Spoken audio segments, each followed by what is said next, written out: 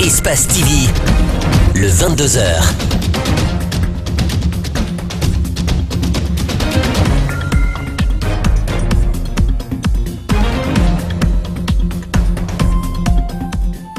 Bienvenue à toutes et à tous, mesdames et messieurs, très heureux de vous retrouver pour cette nouvelle édition du 22h. De voici les principaux titres. Le 12 septembre prochain, la Guinée sera au rendez-vous de la 72e session ordinaire de l'Assemblée générale de l'Organisation des Nations Unies, une rencontre de taille qui se prépare déjà sur le terrain Conakry dans ce journal. Et puis dans ce journal, nous ferons un zoom sur les ballets africains de Guinée, autrefois porte-étendard du rouge jaune vert. Ces troupes théâtrales connaissent une descente aux enfers. Le 22h, c'est aussi le sport avec cette rencontre entre le président du COC et le patron de la Fegi Foot. Qu'est-ce que Lamine Guirassi et Antonio Soares se sont dit? Réponse dans cette édition d'information. Nous entamons ce journal par le comité de suivi des accords politiques qui a procédé à l'ouverture de sa 15e session cette semaine. Dès la reprise des travaux de l'organe électoral, la CENI a décliné son chronogramme pour la tenue des élections communales. Un chronogramme dont la date de mise en œuvre n'a pas été définie au cours de cette réunion qui pourrait être opérationnelle tout de même dans les prochaines semaines. Djibril Ba. Dans cette 15e session du comité de suivi des accords politiques, la CENI a marqué sa forte présence. L'institution, par la voix de son président, évoque l'élaboration d'un chronogramme dont le plan opérationnel ne s'établit que dans l'intervalle de 120 jours. Une proposition soumise à tous les protagonistes. Par ricochet, les acteurs politiques s'interrogent sur le montant prévu et considéré comme un gap pour l'organisation des élections qui s'élève à 200 milliards de francs guinéens une fois que ce plan opérationnel sera réglé. Le vrai travail, c'est le jour où l'on aura fini d'exécuter tous les points de l'accord. Alors, les points de l'accord, ils sont nombreux. Petit à petit, nous sommes en train de les résoudre. Mais on ne peut pas, dans une épreuve comme celle-là, dire que vous commencez aujourd'hui, demain vous en finissez. L'audit du fichier électoral, un aspect qui nécessite un travail technique. La mouvance et l'opposition s'accordent dans ce sens et donnera certainement du temps à la CENI pour un appel d'offres d'un cabinet spécialisé. L'ensemble des réclamations soulevées ont vraisemblablement ravi les politiques. Demain, nous allons lever juste le préambule où l'opposition veut qu'il y ait des considérations politiques dans le préambule, alors que c'est un dossier technique. Un audit technique, c'est technique, il n'y a pas de considération politique à mettre dedans. Je pense que nous allons évacuer rapidement cette question, ce qui va ouvrir donc la voie au lancement de la consultation, au recrutement du cabinet qui va procéder à l'audit du fichier électoral tel que prévu par l'accord du 12 octobre. La Commission électorale nationale indépendante devra s'activer et le défi à relever dans le processus électoral est de taille. Si on avait des facilités de ne pas aller à 30 jours de distribution dans l'ancien code électoral, dans le code révisé, ça devient un délai incompressible pour la CENI de respecter les 30 jours de distribution de la carte électorale. Donc c'est ce qui nous amène à 120 jours pour pouvoir organiser les opérations électorales. L'indemnisation des victimes sera effective, affirme le président du comité de suivi des accords politiques, mais la loi portant sur la CENI et la mise en place d'une haute cour de justice ne s'accommode pas au cadre de concertation conçu dès après la signature pour l'application des accords politiques, a-t-il précisé. Il ressort, vous l'aurez compris, mesdames et messieurs, de cette réunion, un flou artistique autour d'un chronogramme précis sur la tenue des élections communales en Guinée. C'est ce pessimisme d'ailleurs qu'affiche le Conseil national des organisations de la société civile guinéenne. Je vous propose ces propos recueillis par Djibril Ba. Nous voulons que les promesses tenues soient respectées et que les conditions de transparence, de régularité, n'est-ce pas, et de crédibilité des élections soient mises en place et que les élections se tiennent à date, pour éviter un glissement dans l'agenda électoral, pour que les élections locales se télescopent avec les élections législatives de 2018, ce qui n'est pas suffisamment agréable parce que l'accord politique est signé depuis 1 an. Mais en tout cas, en ce qui concerne la bonne foi dans le dialogue politique, il y a un pas vers l'avant que nous avons constaté. En ce qui concerne aussi la présence de la CENI autour de la table de discussion, c'est un atout. Mais le problème de fond n'est pas là. Le problème de fond, c'est la levée des contraintes financières, techniques, pour que les élections locales se tiennent dans les meilleurs délais. La Guinée prendra part à la 72e session ordinaire de l'Assemblée générale des Nations unies qui s'ouvrira au siège de l'organisation, bien entendu à New York, le 12 septembre 2017. Parmi les points qui seront à l'ordre du jour, la promotion d'une croissance économique soutenue et d'un développement durable. Question: avec quelle ambition la Guinée participera-t-elle à cette rencontre internationale? Le point, c'est avec Mariam Fodé Camara, Lamine Silla. Conformément aux différentes résolutions de l'Assemblée générale et aux décisions issues des récentes conférences des Nations unies, le Conseil économique et social présentera un rapport sur les questions économiques mondiales. Une opportunité pour la Guinée d'exprimer ses préoccupations en matière diplomatique. À quoi peut-on s'attendre comme nouvelle impulsion dans les relations internationales? Mamadi Touré, nouveau chef de la diplomatie guinéenne, fut pendant ces dernières années ambassadeur de la Guinée auprès des Nations Unies à New York. Je crois que c'est un atout considérable et je crois que sa présence auprès du chef de l'État pourra très rapidement rehausser le niveau de la diplomatie guinéenne. Et effectivement, des réformes, il y en aura beaucoup, aussi bien sur le plan interne, c'est-à-dire au niveau du département central, mais aussi au niveau de nos représentations diplomatiques, il y en aura. C'est sûr qu'ici, il y aura une forte présence de la Guinée au sein des institutions. Je crois qu'il a des ambitions nobles et je pense qu'il a les relations et les moyens pour pouvoir les mettre en application, et je crois que dans très peu de temps, vous verrez un changement considérable au niveau de notre diplomatie. Depuis l'accession du président Alpha Condé à la tête de la Guinée en 2010, au moins 3 ministres se sont succédés au département des Affaires étrangères. De Dr Nyanko Eloua à l'actuel ministre Touré, nombreux sont les observateurs qui s'interrogent sur d'éventuelles mutations pour la diplomatie guinéenne. Il faut saluer l'arrivée de l'ambassadeur Mamadi Touré qui a passé toute sa carrière aux Nations Unies et qui a représenté dignement la Guinée auprès de cette institution en tant qu'ambassadeur extraordinaire et plénipotentiaire. Donc c'est une personne qui connaît bien le multilatéral et aujourd'hui, vous savez, la diplomatie, c'est bien le niveau multilatéral. Il faut effectivement avoir des hommes qui ont une expérience, qui ont des portes d'entrée, qui ont des relations dans ces institutions-là afin de pouvoir négocier serré avec eux pour pouvoir récolter les avantages qui sont liés à ça. Au cours de cette 72e session de l'Assemblée générale des Nations unies, un nouveau partenariat pour le développement de l'Afrique sera sur la table, avec une étude sur les causes des conflits, la promotion de la paix et d'un développement durable en Afrique. Le ministère de l'élevage et de la production animale tire la sonnette d'alarme. Tous les secteurs d'activité du département tournent au ralenti, faute de budget. C'est le ministre Mohamed Tal lui-même qui fait ce constat et il se dit préoccupé par cette situation qui s'empire du jour au lendemain. Makiso Lamensila. C'est un département qui est en manque de tout pour faire fonctionner ses services déconcentrés au niveau national. En matière de ressources humaines, 70% du personnel est vieillissant. D'ici 2020, ils auront tous l'âge d'aller à la retraite.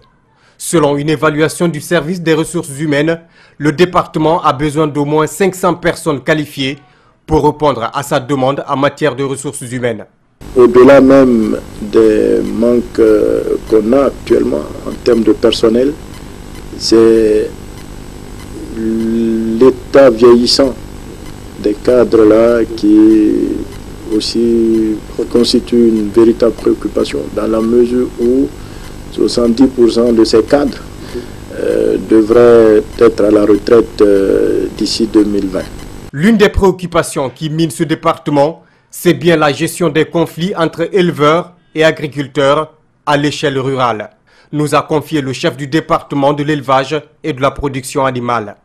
La situation de la Guinée forestière est très préoccupante à cause des arrivées successives de zébus des pays frontaliers, des zébus qui arrivent et qui sont supposés transiter, c'est-à-dire ne pas rester, mais qui finalement restent.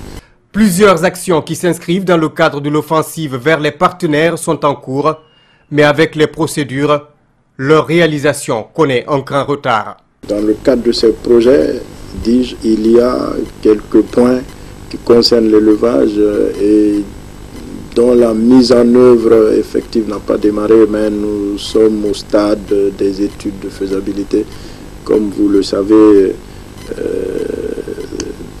les relations avec les partenaires, généralement, les projets obéissent à des procédures qui peuvent être plus ou moins longues. Force est de constater que si rien n'est fait, ce département est appelé à disparaître parmi les ministères qui composent le gouvernement guinéen. Pourtant, son entretien pourrait engranger d'énormes ressources financières pour renflouer les caisses de l'État. La Guinéenne de l'énergie EDG entend mettre en place bientôt un centre d'appel clients et numéro standard sera mis à la disposition des abonnés. En cas de panne, ils pourront appeler et une équipe sera déployée pour résoudre le problème. L'annonce a été faite au cours d'un point de presse animé ce lundi à Koleya. Mamadou Kalisso, Yacouba Traoré y était pour vous. Dans les jours à venir, un numéro standard doit être mis à la disposition des abonnés d'EDG. Des clients qui auront des problèmes de transformateurs, de basse ou haute tension, de compteurs et autres pourront joindre la société via ce numéro standard et une équipe sera déployée pour résoudre le problème. Selon les responsables d'électricité de Guinée, ce service sera opérationnel de façon permanente. Ce service aura pour vocation à être 24 heures sur 24, 7 jours sur 7 présents et à l'écoute de l'ensemble des citoyens, et l'ensemble des équipes seront mobilisées pour intervenir 24 heures sur 24, 7 jours sur 7 sur l'ensemble du territoire du Grand Conakry. Aujourd'hui, on l'installe pour Conakry et ensuite nous l'étendrons sur le reste du territoire. Des agents d'EDG déployés sur le terrain sont souvent victimes d'agressions de la part de certains citoyens et des forces de l'ordre.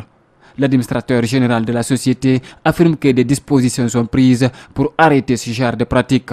Nous allons encore davantage renforcer les moyens et c'est grâce aussi à une meilleure communication sur le terrain à travers un certain nombre de relais.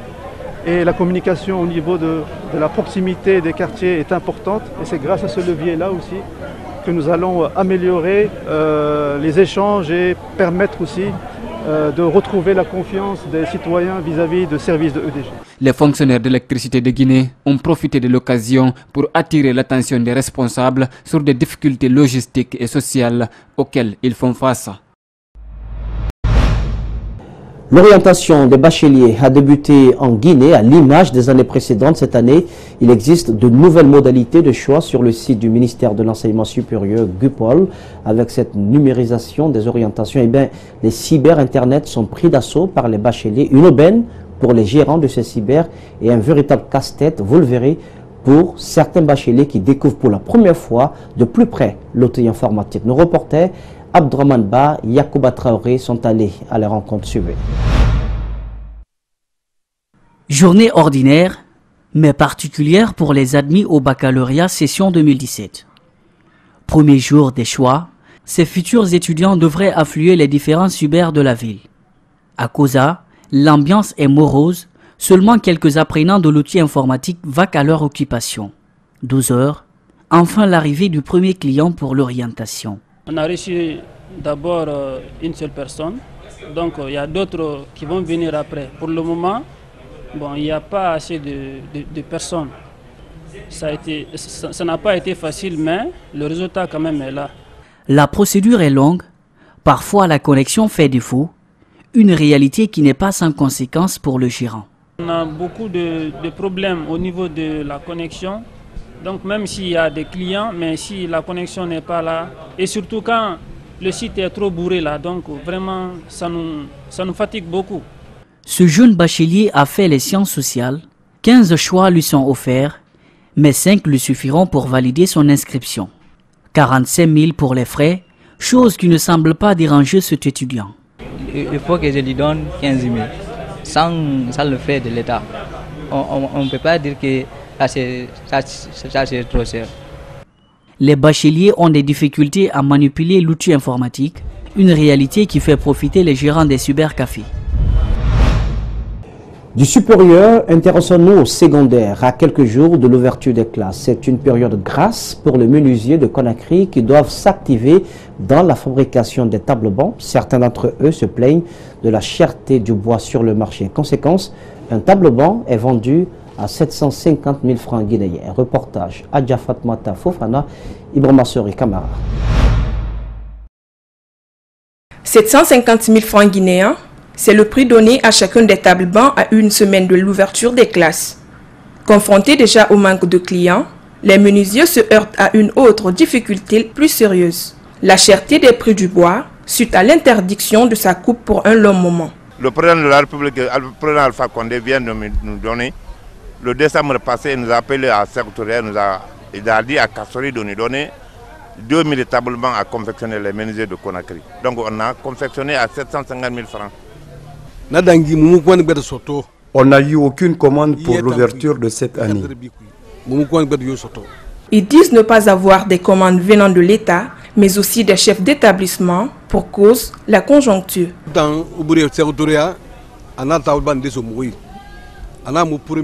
Il nous a promis d'autres commandes. Depuis qu'on a fait l'autre projet, on n'en a pas eu d'autres. Mais parfois, l'équité sauve certains clients. Le prix initialement fixé est revu à la baisse. Le cœur d'un parent d'élève prend le dessus sur la voix du menuisier.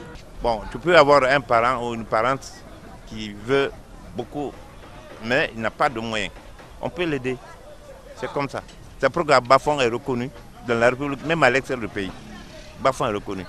Parce que ici, tous les clients, on peut satisfaire tous les clients ici. Ça dépend de tes petits moyens. Tu viens, vraiment, on peut t'aider. Comme il y a les grands patrons, peuvent venir aussi nous faire en bénéficier. Dans cet atelier, la confection des tables-bancs n'est pas la seule habilité. D'autres articles, loin de tous usages scolaires, sont exhibés aux acheteurs. Culture dans cette édition d'information. En dépit de quelques efforts des autorités en charge du ministère de la Culture et du Patrimoine historique, la culture guinéenne se meurt car les valeurs qui la composent et qui autrefois ont porté au devant de la scène internationale le rouge, jaune, vert sont dans les oubliettes. Pour s'en convaincre, il suffit de s'intéresser aux mythiques ballets africains de Guinée, l'une des toutes premières troupes du continent africain à avoir écumé toutes les grandes scènes du monde. Autrefois, porte-flambeau de la culture africaine, les ballets africains de Guinée sont réduits à leur portion congrue. Mohamed Hadj Chérif, Abdelaïdine Kamara en fait le constat. Les ballets africains, la première troupe noire africaine à se produire sur les scènes des Nations Unies, premier ballet africain à faire plus de 5 fois le tour du monde, a connu une véritable descente aux enfers depuis l'avènement de la Deuxième République. Toute cette réputation pour se retrouver aujourd'hui dans les abysses de l'oubli. Chaque année, on pouvait faire 6 à 7 à 8 tournées à travers le monde. Si je me souviens bien, c'est jusqu'en 2010 que les ballets ont eu la malchance d'être en Guinée ici pendant 10 ans. Pourquoi? Parce qu'il n'y a pas eu, dans tout ce moment-là, il n'y a pas eu une volonté politique. Pourtant, les recettes de ces ambassadeurs de la culture et de l'art africain ont permis à payer les 3 premiers mois de salaire des fonctionnaires guinéens. Chaque fois que les ballets africains faisaient un tour dans le monde entier, nous rentrons dans un pays où la monnaie n'était pas convertible, on prend ces monnaies-là, on achète les accessoires. Il y avait un compte à Manhattan Bank à New York, un autre compte à Genève. Bon, c'est dans ces comptes-là qu'on puisait pour envoyer l'argent ou acheter ce que l'État a besoin. Les nouvelles recrues ont repris le flambeau et tentent de perpétuer l'esprit et la philosophie du ballet devant les vétérans rompus par l'usure du temps. Mais hélas, ce combat se heurte à un manque de moyens. Nous dépendons entièrement de l'État qui doit accepter de nous mettre dans les conditions de travail pour assurer notre développement. Et à cet égard, nous avons premièrement besoin d'une salle de répétition parce que nous n'en avons pas. La troupe est toujours opérationnelle, mais elle n'est pas soutenue et ne reçoit plus la moindre subvention de la part de l'État. Cependant, elle a connu la gloire et fait la fierté de la Guinée. Quelques semaines après sa prise de fonction, le ministre des Sports, de la Culture et du Patrimoine historique multiplie les rencontres de contact avec les acteurs du sport guinéen. Après l'association de la presse sportive Pathé Diallo, c'est au tour du comité de pilotage de l'organisation de la CAN 2023 en Guinée d'être reçu par Sanoussi Bantamasso dans la salle de congrès du ministère des Sports. Compte rendu signé Alpha Oma Baldé, Mamadou Babangora. L'actuel ministre, son Excellence Bantamasso, a été à l'origine de la candidature de la Guinée à l'organisation de cette Coupe d'Afrique des Nations. Il a été l'initiateur. Et donc c'est son bébé, il a voulu s'enquérir du niveau d'avancement de ces préparatifs. Sanoussi Bantamasso reprend donc le flambeau d'un défi énorme qu'il compte relever. Et pour atteindre cet objectif, il doit être en étroite collaboration avec le comité de pilotage de l'organisation de la CAN dans notre pays. En tant que technicien, nous, on n'a pas de problème. Bon, l'engagement politique aussi, le ministre est engagé politiquement. Parce que vous savez, le dernier mot revient à la décision politique. Nous faisons le travail et la décision politique qui va nous mettre sur les rails. Et je crois qu'il est décidé à le faire. Et tout le monde converge dans le même sens. Cependant, en dehors du comité d'organisation nommé COCAN 2023 et ses commissions, rien n'est encore mis en place 2 ans après l'attribution de l'organisation de la compétition à la Guinée. Une situation qui suscite l'interrogation des acteurs du football africain, mais qu'Antonio Soare aborde avec assurance. N'oubliez pas que je suis membre de la CAF et membre de la FIFA. Donc si on parle de l'optimisme, moi je le crois qu'on fait. Je ne suis pas optimiste, je suis sûr qu'on fera la meilleure CAN ici. Pour l'heure, la Guinée ne dispose d'aucune infrastructure répondant aux normes internationales, en dépit des réformes du nouveau cahier des charges de l'instance africaine. Restons dans l'univers du sport pour parler de cette rencontre entre 2 personnages ayant plusieurs atomes crochus. Le président du COC, entendez, Club Olympique de Kakandé, qui a été reçu par le patron de la FEGFOOT. Lamine Guirassi et Antonio Soare ont échangé sur diverses questions, notamment l'avenir du club de Kakandé. Cette rencontre s'est tenue au siège de la FEGFOOT. Paul Tunkara, Moussa Kamposoma, Mohamed Bangoura vous en disent plus. Depuis près de 4 ans, le club olympique de Kakandé végète en national. Pourtant, il a marqué l'histoire du football guinéen avec dans son palmarès 3 titres de champion de Guinée et une coupe nationale remportée en 1986. Pour le président de la Fédération guinéenne de football, c'est la première fois de recevoir la visite d'un président de club évoluant en national depuis son élection. C'est la première fois qu'un club fasse cette démarche. Et cela va tout droit au cœur. Et cela montre que jusqu'où il est prêt à s'investir pour non seulement le football, mais aussi pour la réussite de notre programme. Celui qui est aussi président du Orea AC a rassuré de redorer l'image du club olympique de Kakandé dans le respect des règles de l'art. Et je ne peux que remercier mon cher frère, Lamine, qui a fait une démarche vraiment royale, une démarche respectable, surtout pour notre sport et aussi pour l'organisme qui est en place, qui est la Fédération guinéenne de football. Malgré les multiples investissements dans ce club, les résultats tardent toujours à se faire sentir. Pire encore, le club vient de dégringoler en Ligue amateur cette saison. Son président dit ne pas être déçu et se montre confiant quant à l'avenir. Déçu, mais non, ça serait trop dire. Non, vous n'allez pas mettre un enfant au monde tout de suite. C'est que du jour au lendemain vous dites que l'enfant va avoir 18 ans. C'est juste pas possible. Je pense qu'il faut être réaliste, c'est très important. Les investissements à long terme, ce sont les investissements qui rapportent toujours. Donc moi, c'est cette vision que j'ai en reprenant ce club. Noba Youssouf est désormais le nouveau vice-président du club olympique de Kakandé et Fasciné Camara dit Steve intègre la cellule de communication pilotée par Moussa Kamposuma. Voilà, mesdames et messieurs, c'est donc sur cette note pathétique que nous nous quittons au cours de cette édition d'information. Au cadrage pour vous, Ibrahima Sori Camara était présent à la régie Nala CDB.